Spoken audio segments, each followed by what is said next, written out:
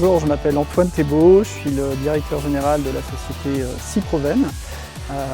On est basé à Saint-Jean-sur-Mayenne, juste à côté de Laval, dans le département de la Mayenne.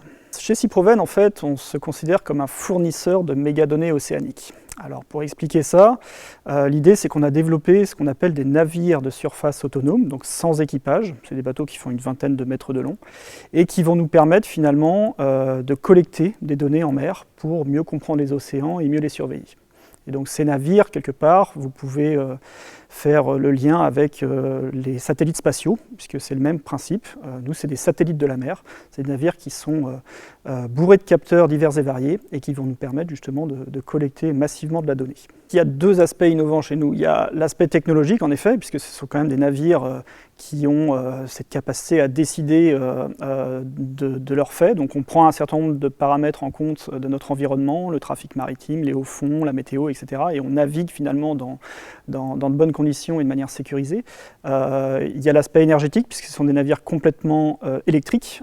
Et ça, c'est très intéressant parce que ça nous permet justement de produire de l'énergie pour la propulsion des navires, mais aussi pour tous les capteurs et l'intelligence qu'on embarque. Et donc ça nous permet de rester très longtemps en mer, une dizaine de mois aujourd'hui.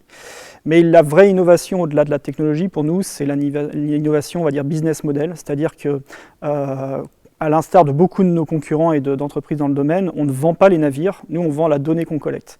C'est-à-dire que notre modèle, c'est de déployer à terme des dizaines de navires pour collecter cette donnée, et c'est cette donnée qu'on va vendre brute ou quasi brute à nos clients.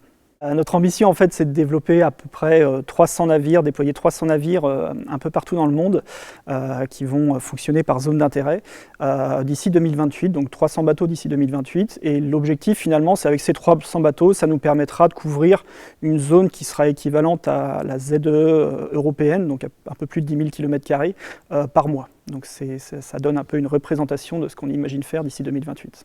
Alors pour nous, Chrysalide, ce trophée est très important parce qu'il peut nous amener déjà de la visibilité, et on a besoin, nous, pour une entreprise qui démarre, de visibilité, de se faire connaître auprès des écosystèmes du Grand Ouest pour trouver des partenaires, ça c'est un premier point.